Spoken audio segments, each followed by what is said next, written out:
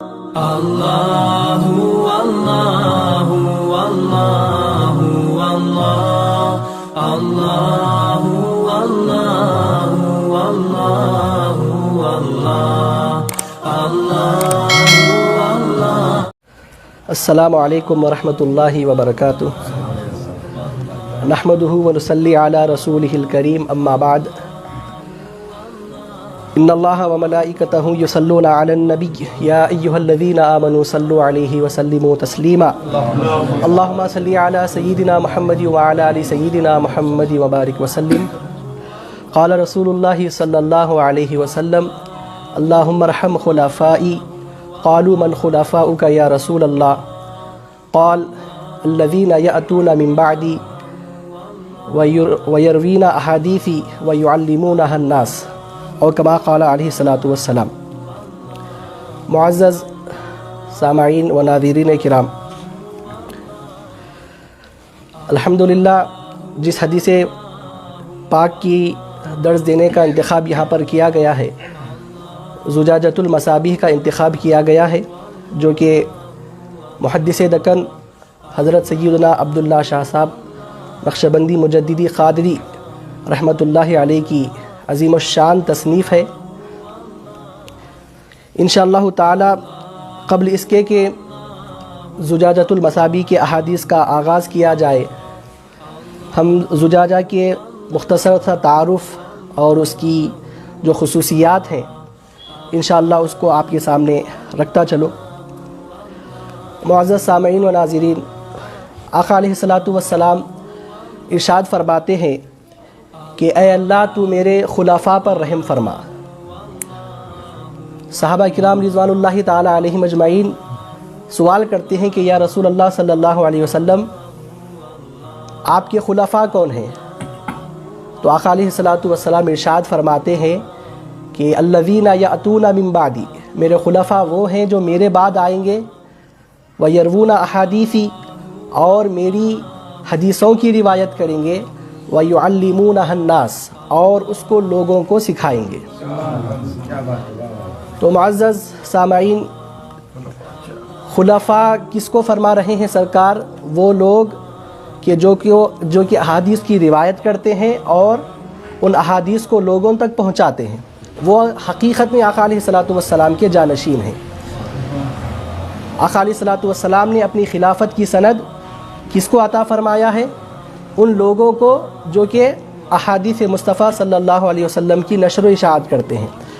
اگر اس حدیث پاک کی روشنی میں ہم سیدنا محدث دکن عبداللہ شاہ صاحب رحمۃ اللہ تعالی علیہ کی زندگی کو دیکھیں گے تو بالکل 100% حضرت محدث دکن علیہ الرحمہ کی ذات بابرکت اس حدیث پاک کی مصداق ہم کو نظر آتی ہے۔ سبحان اللہ۔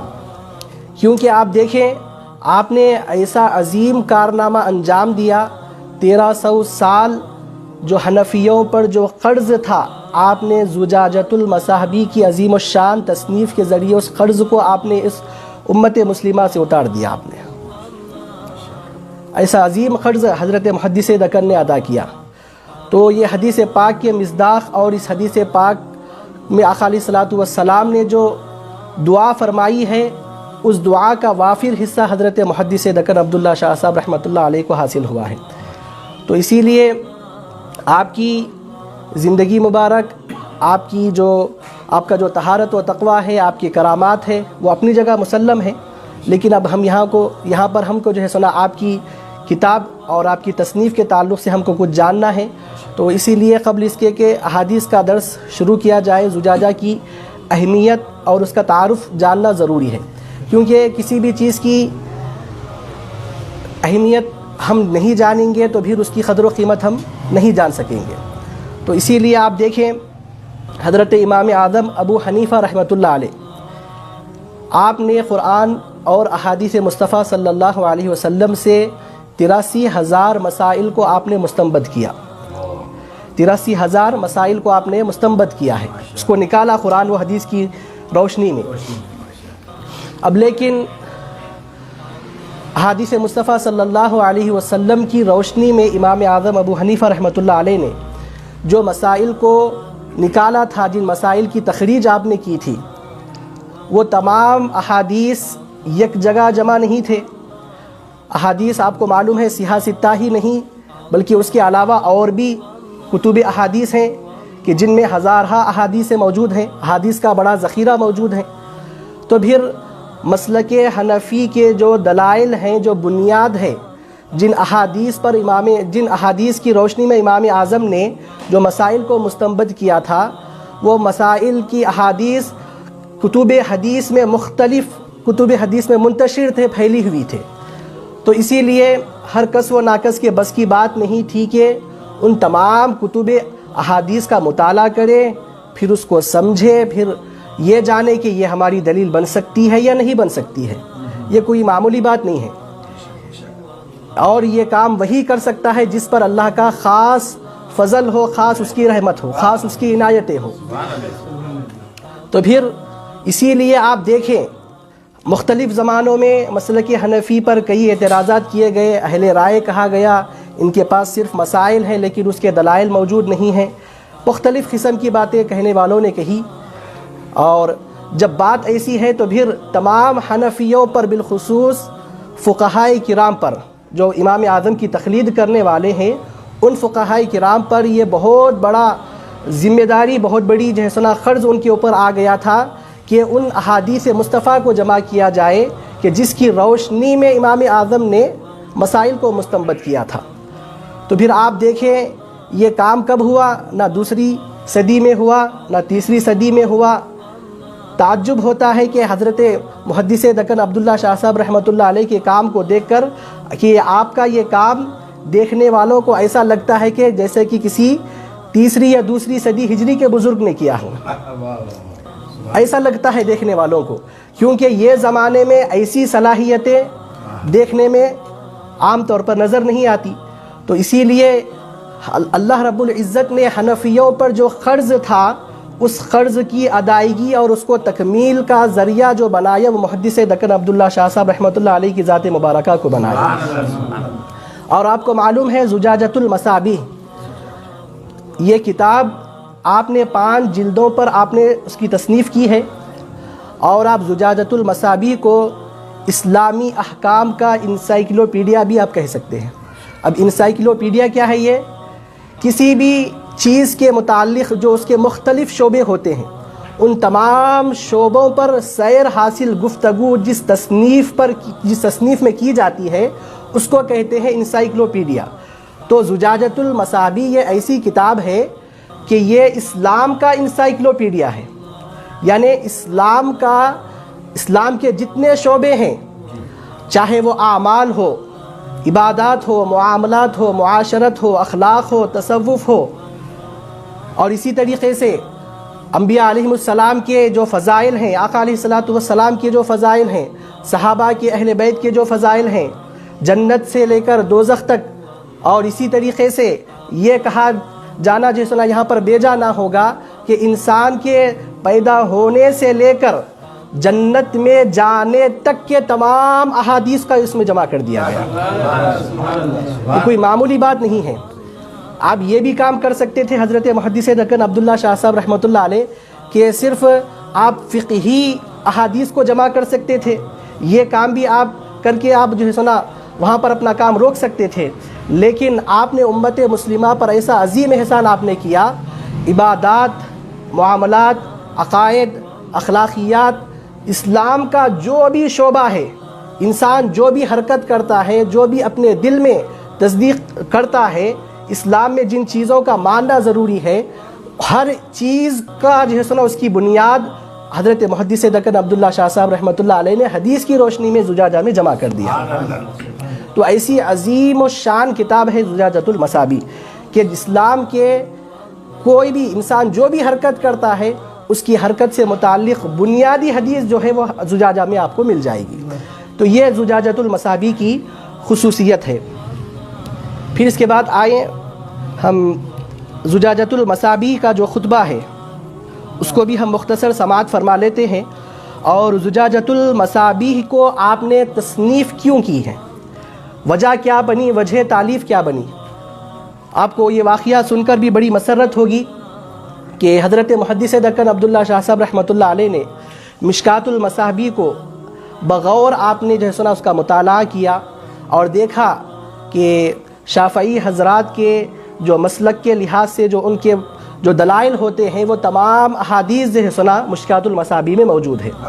तो हज़रत मुहद्दिस दक्कन अब्दुल्ला शाह साहब रहमतुल्लाह अलैह के दिल में भी ये बात आई, इसी नहज पर मिशकातुल मसाबी के ही नहज पर एक ऐसी किताब होना चाहिए कि जिसमें मसलक हनफ़ी के जो बुनियादी जो दलाइल हैं, जिन अहादीस पर मसलक हनफ़ी के जो अहकाम मुस्तंबत किए हैं, तमाम जो है सुना अहादीस एक जगह जमा हो, जिस तरीके से मिशकातुल मसाबी है। हज़रत मुहद्दिस दक्कन अब्दुल्ला शाह साहब रहमतुल्लाह अलैह के दिल में यह ख्याल पैदा हुआ, तो आपके दिल में कई मरतबा ये आरज़ू हुई कि इस तरीक़े की इस नहज पर, मिशकातुल मसाबी के नहज पर किताब को लिखा जाए, लेकिन आप खुतबे में उसको जो है सुना इजहार करते हैं उसका कि हिम्मत नहीं हुई कि उस जो है सुना मज़मून पर क़लम उठाया जाए, क्योंकि मामूली बात नहीं है, मामूली बात नहीं है। हमारी उम्रें गुजर जाती है, लेकिन इन हज़रात ने जो किताबें लिखी हम उनको मुकम्मल नहीं कर सकते, हम उसकी खिरात का हक़ अदा नहीं कर सकते। हज़रत मुहद्दिस दक्कन अब्दुल्ला शाह साहब रहमतुल्लाह अलैह ने फरमाया कि इसी खलजान में था मैं कि लिखना चाहिए, लेकिन हिम्मत नहीं हो रही थी। तो फिर आप फरमाते हैं, आप इस किताब के खुतबे में बतौर तबर्रुक के मैं यहाँ पर उसको पढ़ लेता हूँ। आप इरशाद फरमाते हैं कि वलम्मा सलकल खतीब रफ़अहुल्लाहु दरजाती फ़ी तस्नीफ़िही मसलक अल इमाम अश-शाफ़िई कसीरम मा काना यख्तलिजु फ़ी क़ल्बी अन उअल्लिफ़ किताबन अला मिनवारी अल मिशकात, कि हज़रत खतीब तबरेज़ी रहमतुल्लाह अलैह जो मिशकातुल मसाबी के जो मुसन्निफ़ है, आपने मसलक हनफ़ी, मसलक शाफ़ई के तर्ज़ पर आपने जो अहादीस को जो जमा किया है, आप फरमाते हैं मुहद्दिस दक्कन मेरे दिल में भी ये बात पैदा हुई कि मैं भी इसी नहज पर जो है सुना हनफ़ी में जो है सुना क्या है उसकी बुनियाद की जो अहादीस हैं उसको मैं जमा करूं। फिर इसके बाद आप फरमाते हैं कि हिम्मत नहीं हो रही थी। एक दिन ऐसा आया कि मेरा मुक़द्दर सबर उठा और मैंने देखा हत्ता रअयतु फिल मनामी अन्ना शम्सुद दुहा व बदरद दुजा व नूरल हुदा व मिसबाहुज़ ज़ुलम हबीबना अन्नबिय्यिल अकरम तला अलैया। आप फरमाते हैं कि एक दिन कि मेरे दिल में ये इरादा हो रहा था, इसी कशमकश में था कि लिखूं या ना लिखूं। फिर एक दिन ऐसा आया कि आका अलैहिस्सलातु वस्सलाम की ख्वाब में ज़ियारत हो गई, ख्वाब में आका अलैहिस्सलातु वस्सलाम का दीदार हुआ। और आप देखिए कितने बेहतरीन अल्फाज यहाँ पर आप इस्तेमाल फरमा रहे हैं, अन्ना शम्सुद दुहा, रिसालत व नबूवत के दरख्शा आफ्ताब। फिर फरमा रहे हैं व बदरद दुजा, और तारीकी के मुनव्वर महताब हैं, व नूर अल हुदा, और हिदायत के नूर हैं, व मिसबाहुज़ ज़ुलम, और तारीकियों के चिराग हैं, हबीबना अन्नबिय्यिल अकरम, हमारे हबीब सल्लल्लाहु अलैहि वसल्लम तला अलैया। आप तशरीफ़ ले आए मेरे ख्वाब में, वक़ाला सलामन। और मुहद्दिस दक्कन फरमाते हैं कि आका अलैहिस्सलातु वस्सलाम ने मुझको सलाम किया, क़ुल्तु सलामन, फिर मैंने भी आपके सलाम का जवाब दिया। फिर आप आगे इरशाद फरमाते हैं फ़ज़म्मनी रूही फ़िदाहु इला सदरी अल्लज़ी हुवा मंबउल इल्मी वल हिकम व आनक़नी, कि फिर आका अलैहिस्सलातु वस्सलाम ने मुझको अपने सीने से लगा लिया। आपका वो सीना जो इल्म व हिकमतों का मंबा व मरकज़ है, उस मुबारक सीने से आका अलैहिस्सलातु वस्सलाम ने मुझको चिमटा लिया और मुझसे मुआनक़ा फरमाया। फिर इसके बाद आप फरमाते हैं ये ख्वाब, मुबारक ख्वाब मेरा जब मुकम्मल हुआ, फ़लम्मा इस्तयक़ज़तु फ़रिहन व मसरूरन हमिदतुल्लाह अला हाज़िहि निअमा व शकरतु लहू। जब ये मुबारक ख्वाब मुझको हुआ और जब मैं नींद से बेदार, खुशी खुशी नींद से बेदार हुआ, तो मैंने अल्लाह की तारीफ़ बयान की और उसका शुक्र अदा किया। और ये मुबारक ख्वाब मुझको इस किताब की तसनीफ़ व तालीफ़ में हिम्मत अता की और मेरा शरह सद्र हो गया। फिर इसके बाद मैंने कमर बांध ली और इस किताब को लिखना शुरू किया। और जब लिखना शुरू किया तो 5 जिल्दें इसकी आपने लिखी, और ऐसा लिखा कि इस्लाम का कोई गोशा आपने ना छोड़ा। ऐसी अजीम किताब हज़रत मुहद्दिस दक्कन अब्दुल्ला शाह साहब रहमतुल्लाह अलैह ने लिखा। और आप फरमाते हैं कि वसम्मैतुहु ज़ुजाजतुल मसाबी, और मैंने इसका नाम ज़ुजाजतुल मसाबी मैंने रखा।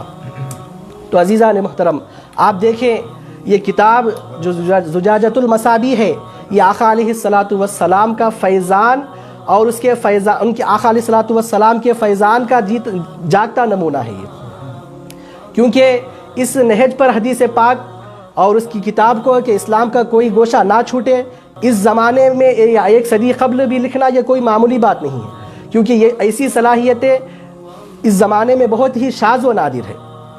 تو عزیزان محترم، حضرت محدث دکن عبداللہ شاہ صاحب رحمۃ اللہ علیہ نے ایسی عظیم الشان تصنیف کو آپ نے لکھا، پھر اس کے بعد آپ کی زندگی میں ہی اس کے ترجمے کا کام بھی شروع ہو گیا تھا۔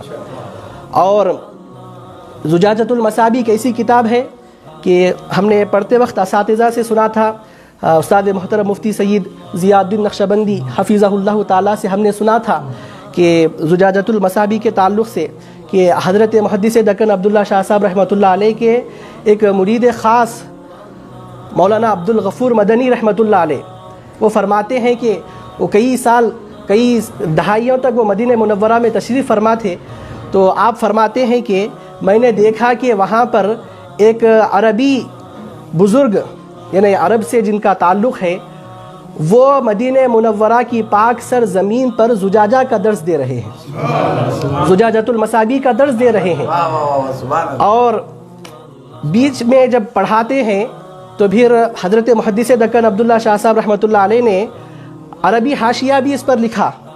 پھر وہ عربی حاشیے کے حل میں وہ عربی شخص فرماتے ہیں کہ ایک ہندی نے لکھا ہے، اور ہندی کی لکھی ہوئی کتاب کو حل کرنے کے لیے عربی کو ڈکشنری کا سہارا لینا پڑ رہا ہے۔